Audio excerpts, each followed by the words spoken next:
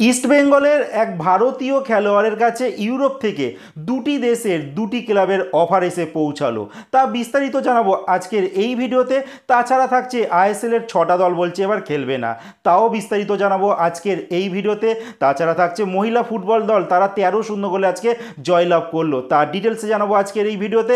এছাড়া থাকছে সঞ্জয় সেনের হাতে ফাইনালি দায়িত্ব তুলে দেওয়া হলো। সমস্ত খবর এক এক করে বলবো, তার আগে প্রতিদিনের মতো বলবো খেলার আপডেট খবর পাওয়ার জন্য আমাদের চ্যানেলটিকে সাবস্ক্রাইব করতে একদম ভুলো না। তো চলো শুরু করা যাক আজকের প্রথম খবর। আজকের প্রথম খবরটি বলছি মহিলা ফুটবল নিয়ে, যেখানে মহিলা ফুটবল আজকে 13-0 গোলে বড় ব্যবধানে জয় পেয়েছে মঙ্গোলিয়ার বিপক্ষে। আজকে থেকেই শুরু হলো এএফসি ওমেন্স এশিয়ান কাপ কোয়ালিফায়ারের ম্যাচ, যেখানে ভারতীয় দল তারা প্রথম ম্যাচ মঙ্গোলিয়ার সঙ্গে জিতে গেল 13 গোলে। এর পরবর্তী ম্যাচ রয়েছে ভারতীয় মহিলা দলের আগামী রবিবার 29শে জুন, তারা মুখোমুখি হবে টিমোর লেস্টের সঙ্গে। এছাড়া আরও দুটি দলের সঙ্গে ভারতীয় মহিলা দল খেলবে, সেটা হচ্ছে থাইল্যান্ড আর আছে ইরাক। তো ভারতের গ্রুপে সবথেকে শক্তিশালী দল কিন্তু থাইল্যান্ড, আর তারপরেই ভারতীয় দল। আর ভারতকে যদি পরের রাউন্ডে যেতে হয়, মানে মূল পর্বে যদি খেলতে হয় এএফসি ওমেন্স এশিয়ান কাপে, তাহলে কিন্তু থাইল্যান্ডকে হারাতেই হবে। বাকিগুলোকে তো হারাতেই হবে, যেহেতু থাইল্যান্ড একটা শক্তিশালী এই গ্রুপের দল, তো থাইল্যান্ডকে তো অতি অবশ্যই ভারতীয় মহিলা দলকে হারাতেই হবে। তো এরপরে যে খবরটি বলছি সঞ্জয় সেনকে নিয়ে, যে সঞ্জয় সেন বেঙ্গল সন্তোষ ট্রফি টিমকে লাস্ট ইয়ার চ্যাম্পিয়ন করেছিল, আর আবারও কিন্তু বেঙ্গলের দায়িত্ব তুলে দেওয়া হলো সেই সঞ্জয় সেনের হাতে।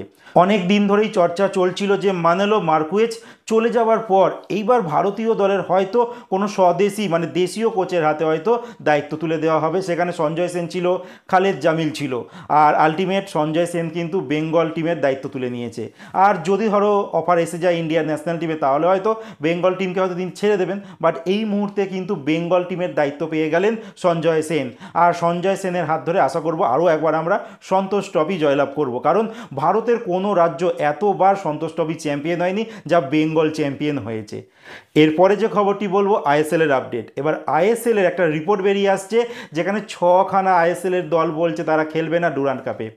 কারণ এই মুহূর্তে আইএসএলের যা পরিস্থিতি, আইএসএল হবে কি না সেই নিয়ে কিন্তু একটা ধোঁয়াশা থেকে যাচ্ছে।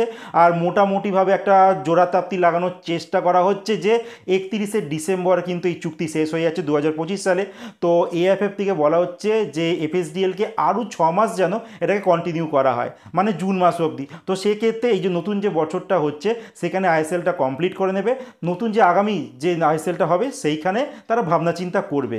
তো সেখান থেকে আইএসএলের যে দলগুলো খেলছে তারা কিন্তু এবার বাজেট নিয়ে একটা ভাবনা চিন্তা শুরু করে দিয়েছে। তো আইএসএলের যে 6টা দল খেলবে না জানাচ্ছে, সেই 6টা দল কে কে একবার বলে দিই। তো সবার প্রথম বলবো Chennaiyin FC, Bangalore FC, Hyderabad FC, Orissa FC, Kerala Blaster FC আর এফসি গোয়া।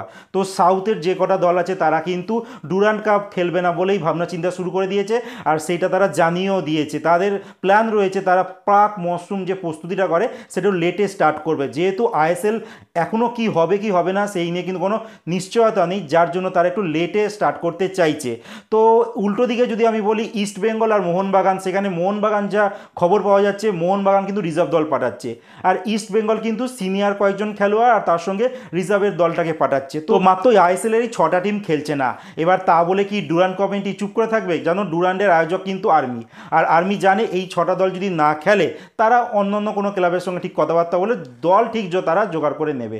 এছাড়া আই লিগে অনেক দল আছে, তো সেখান থেকে হয়তো সব কটা দলকে খেলিয়ে দেবে। আপাতত ডুরান্ড কাপে কিন্তু খুব একটা ভালো দল খেলতে দেখা যাচ্ছে না। যতদূর সম্ভব এই ইস্ট বেঙ্গল আর মোহনবাগানই একটা ভালো দল নিয়ে যাবে।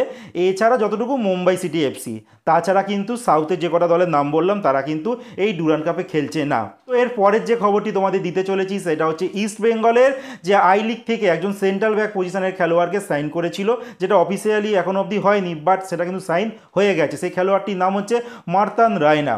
এবার এই মার্তান রায়নাকে ইস্টবেঙ্গল অনেক প্রত্যাশা নিয়ে সই করিয়েছে, কারণ এই মুহূর্তে ইস্টবেঙ্গলের সেন্ট্রাল ব্যাক রয়েছে মেন যে খেলোয়াড়টি আনোয়ার আলী, আর তার সঙ্গে একজন বিদেশি খেলোয়াড় থাকবে। এছাড়া অপশনাল হিসেবে লালচুং নুঙ্গা রয়েছে, বাট লালচুং নুঙ্গা কিন্তু কার্ড সমস্যা আছে, তিনি কিন্তু বলে বলে প্রত্যেকটা ম্যাচেই কার্ড দেখে ফেলেন, সে রেড কার্ড আর হলুদ কার্ড যাই বলো না কেন।